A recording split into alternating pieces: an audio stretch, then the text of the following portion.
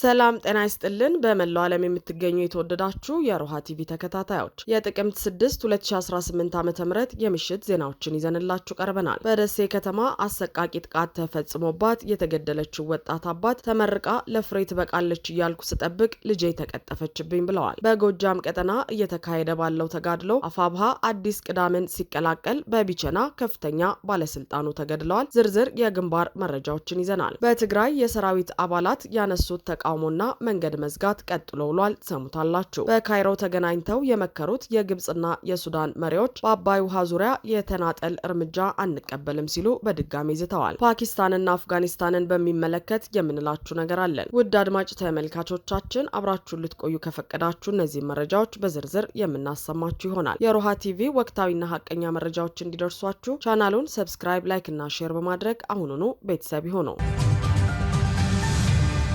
በጎጃም ቀጠና እየተካሄደ ባለው ተጋድሎ አፋብሃ አዲስ ቅዳምን ሲቀላቀል በቢቸና ከፍተኛ ባለስልጣኑ ተገደሉ። የአፋብሃ ምዕራብ አማራ ቀጠና ቴዎድሮስ እዝ የጎጃም አገው ምድር ክፍለ ጦር ጥምር ጦር አዲስ ቅዳም ከተማን ተቆጣጥሯል። የክፍለ ጦሩ ወታደራዊ አዛዥ ኮማንዶ ዴቭ በመራው አውደ ውጊያ በርካታ ምሽጎችን በመሰባበር የከተማ የጨበጣ ውጊያ በማድረግ የአገዛዙ ጦር በሚገባ የተመታ ሲሆን የክፍለ ጦሩ ጥምር ጦር አስደማሚ አውደ ውጊያ አድርገዋል። ጥምር ጦሩ አዲስ ቅዳም ከተማን ሙሉ በሙሉ በመቆጣጠር አገዛዙን ድባቅ የመታ ሲሆን የብልጽግናው ኃይል የቡድን መሳሪያዎችን ማለትም ዲሽቃ፣ ሞርተር፣ ዞ 23 እንዲሁም ፔምፔ ተጠቅመዋል። በዛሬው አውደ ውጊያም ጠላት ላይ ከፍተኛ የሆነ ሰዋዊና ቁሳዊ ኪሳራ ያደረሰ ሲሆን በርካታ ምርኮችም ተገኝተዋል። በተመሳሳይ በጎጃም አገው ምድር ክፍለ ጦር ስር የሚገኙ ብርጌዶች ማለትም ቲሊሊ ዘንገና ብርጌድ፣ የውን ብርጌድ፣ ቀኛዝማች ስሜነ ደስታ እንጅባራ ብርጌድ፣ የቢትወደድ መንገሻ ጀንበሬ ብርጌድ እና የ10 አለቃ ኤፍሬም አጥናፉ ብርጌድ በጥምረት 3 ከተሞችን በጋራ ተቆጣጥረዋል። በዛሬው ዕለት ወንድማማቾቹ ብርጌዶች በጥምረት ችጎሊ፣ ድማማ፣ ማንጉዳና ደለከስ የተሰኙ ከተሞችን በቁጥጥራቸው ስር አስገብተዋል። በዚህም የአፋብሃ ምዕራብ አማራ ቀጠና ቴዎድሮስ እዝ ጎጃም አገው ምድር ክፍለ ጦር ታምር እየሰራ ቀጥሏል። ይህ በእንዲህ እንዳለ በአፋብሃ አጼ ቴዎድሮስ እዝ በላይ ዘለቀ ክፍለ ጦር ስር የሚገኘው የአባ ኮስተር ብርጌድ የሰርጂካል ኦፕሬሽን ምድብተኞች ዛሬ ጥቅምት 6 2018 ዓ.ም ቢቸና ከተማ በመግባት በወሰዱት እርምጃ በምስራቅ ጎጃም ዞን የእነማይ ወረዳ ምክትል አስተዳዳሪ ሆነው አቶ አዲሱ ተሻለን በመኖሪያ ቤቱ ውስጥ እንዳለ መግደላቸውን የክፍለ ጦሩ ህዝብ ግንኙነት አሳውቀዋል። በዚህ ሆዳደርና ለግል ጥቅሙ ሲል የህዝቡን መከራ እያራዘመ በሚገኝ ካድሬ ላይ እርምጃ የተወሰደው ዛሬ ማለዳ ላይ ሲሆን ከዚህ ቀደም ከተሰጠው ተደጋጋሚ ማስጠንቀቂያ መማር ያልቻለ ባንዳ ነው ብሏል ክፍለ ጦሩ። በሌላ በኩል በራያ ግንባር በመቶዎች የሚቆጠር የብልጽግናው አገዛዝ ሰራዊት ሙትና ቁስለኛ ሆነው ቆቦ ሆስፒታልና ቆቦ ጤና ጣቢያ የህዝብ አገልግሎት ዝጎ ነው ብሏል። አፋብሃ ሚኒሊክ እዝ በበርካታ ቀጠናዎች ከብልጽግና ሰራዊት ጋር ከባድ ትንቅንቅ እያደረገ የተለመደውን ድል እያስመዘገበ ነው። የሚኒሊክ እዝ 5ቱም ኮሮችና የእዙ ልዩ ዘመቻ እንዲሁም በመደራጀት ላይ ያሉ አሃዶች ከፋሽስቱ አገዛዝ ብልጽግና ሰራዊት ጋር ከባድ ትንቅንቅና ተጋድሎ እያደረገ አመርቂ ድል እያስመዘገቡ ይገኛሉ። በዘመቻ አርበኛ አደማሊ ወይም አባናደው በርካታ ሰራዊቱና አመራሩ የተመታበት ጠላት ለክፉ ቀን ብሎ ያስቀመጠውን ብዛት ያለው ሰራዊቱን የኦሮሚያ ብልጽግና ልዩ ኃይልን ጨምሮ በማስገባት የተወሰደበትን ወታደራዊና ፖለቲካዊ ብሎም ዲፕሎማሲያዊ የበላይነት ለመቀልበስ ማጥቃት እያደረገ ቢሆንም በሚኒሊክ እዝ አናብስቶች በአግባቡ ተመክቶ በርካታ ሰራዊቱም እየተመታበት ብሎም እየኮበለለበት ይገኛል ብለዋል። ከዚህ ጋር ተያይዞም ዛሬ ጥቅምት 6 2018 ዓ.ም ማለዳ ጀምሮ ከ6 በላይ ግንባሮች ላይ ከባድ ትንቅንቅ በማድረግ አመርቂ ድሎች ተመዝግበዋል። ይህ በእንዲህ እንዳለ ከአንድነት ነጸብራቅ ማግስት የአፋብሃ ሰሜን አማራ ቀጠና በላይ ዘለቀ እዝ ሜጀር ጀነራል ውባንታ ባተ የጉና ክፍለ ጦር አካል የሆነው ስቴደንሳ ብርጌድ ዛሬ ጥቅምት 6 2018 ዓ.ም ስቴ ወረዳ ላይ ታላቅ ጀብዱ ፈጽሟል።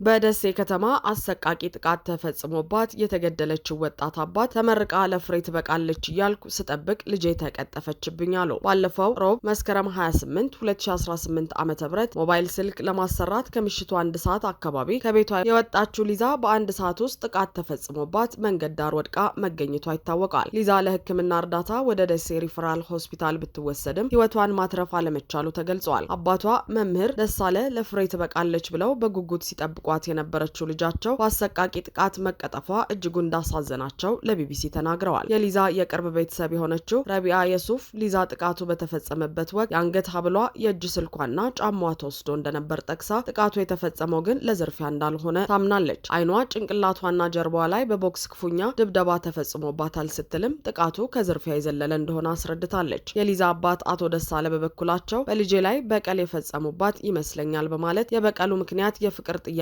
አለመቀበሏ ሊሆን እንደሚችል ጥርጣሬያቸውን ገልጸዋል። በ21 ዓመቷ ወጣት ላይ የተፈጸመው ግድያ በማህበራዊ ሚዲያ መድረኮች ላይ ቁጣን የቀሰቀሰ ሲሆን ድርጊቱ የተፈጸመበትን የደሴ ከተማ ማህበረሰብንም እጅግ አሳዝኗል። በከተማዋ ከዚህ ቀደም እንዲህ አይነት ድርጊት ተፈጽሞ አያውቅም ያሉ ቢቢሲ ያነጋገራቸው አንድ ነዋሪ ድርጊቱ ነዋሪዎችንም እንዳሳዘነና እንዳስቆጣ ተናግረዋል። ወጣቷ አስቸኳይ ፍትህ እንድታገኝም ጠይቀዋል።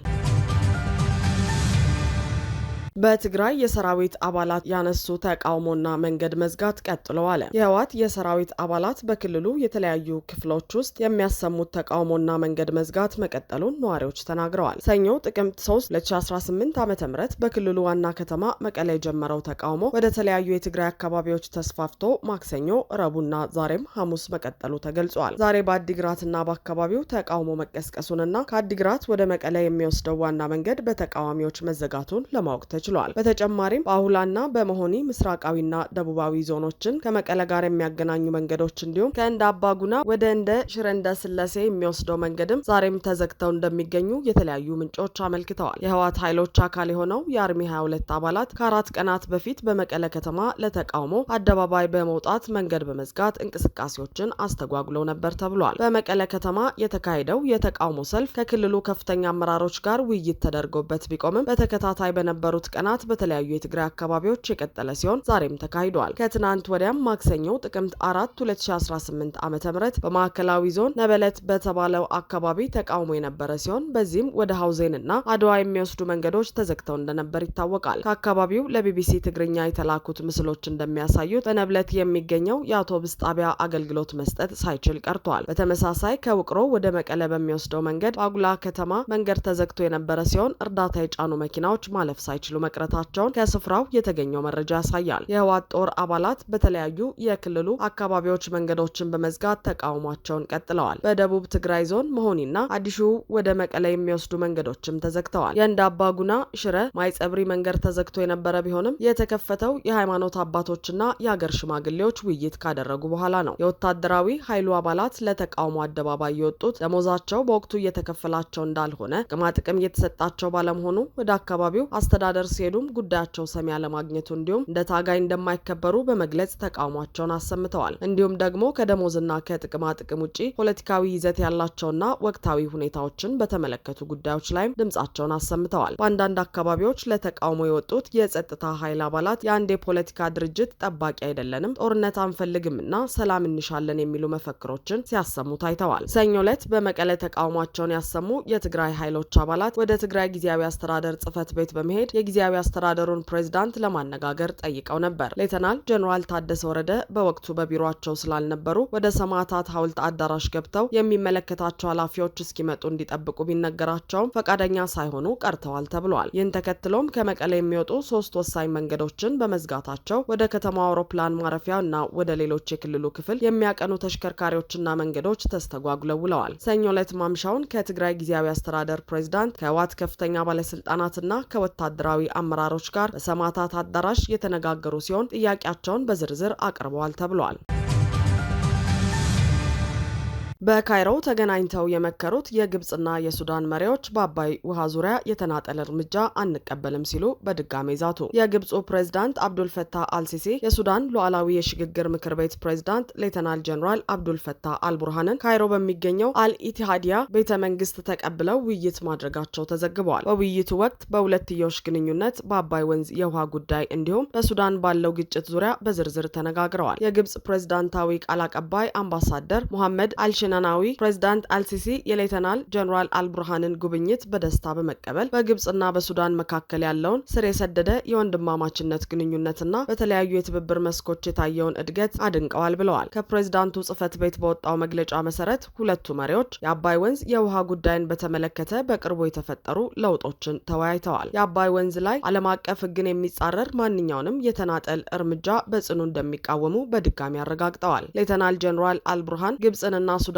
በታላቁ የኢትዮጵያ ህዳሴ ግድብ ዙሪያ ያላቸውን የተቀናጀ አቋም አጽንኦት ሰጥተው በመግለጽ የጋራ የውሃ ጥቅሞቻቸውን ለማስጠበቅ የውይይትና የማስተባበር ስልቶችን ከፕሬዝዳንት አልሲሲ ጋር ሆነው ለማጠናከር ተስማምተዋል። በተጨማሪም በስብሰባው ላይ በሱዳን ያለውን የአሁኑን ሁኔታና ግጭቱ አብቅቶ መረጋጋትን ለመመለስ እየተደረጉ ያሉትን ጥረቶች ተመልክተዋል። ፕሬዝዳንት አልሲሲ የሱዳንን ሉዓላዊነትና የግዛት አንድነት ሙሉ በሙሉ እንደሚደግፉ አረጋግጠው የአገሪቱን ብሔራዊ ትስስር ሊያናጉ የሚችሉ ወይም ትይዩ አስተዳዳሪ አካላትን የሚፈጥሩ ማናቸውንም ሙከራዎች እንደማይቀበሉ በማስታወቅ ተፋላሚያቸውን መሐመድ ሐምዳን ዳጋሎን አውግዘዋል። ሌተናል ጀነራል አልቡርሃን በበኩላቸው የግብጽን ቀጣይ ድጋፍና የፕሬዝዳንት አልሲሲን ጥረቶች አመስግነዋል። ይህ ድጋፍ በሁለቱ ህዝቦች መካከል ያለውን ጥልቅ ትስስር የሚያሳይ ከመሆኑም በላይ ሱዳን አሁን የገጠማትን ቀውስ እንድትቋቋም አስተዋጽኦ የሚያደርግ መሆኑን ገልጸዋል።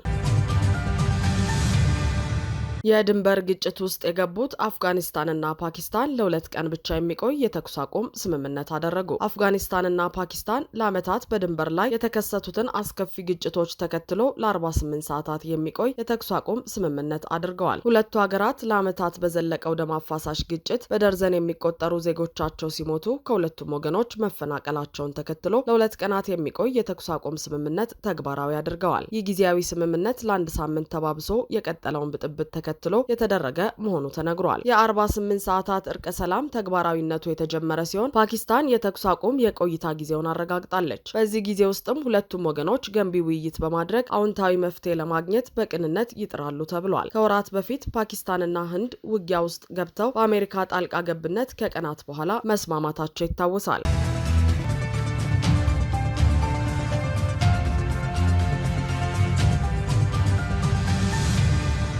አድማጭ ተመልካቾቻችን የሰዓቱ የሮሃ ቲቪ ዜናዎች የተከታተላችኋቸውን ይመስሉ ነበር። አብራችሁን ስለነበራችሁ ከልብ እናመሰግናለን። ሰላም።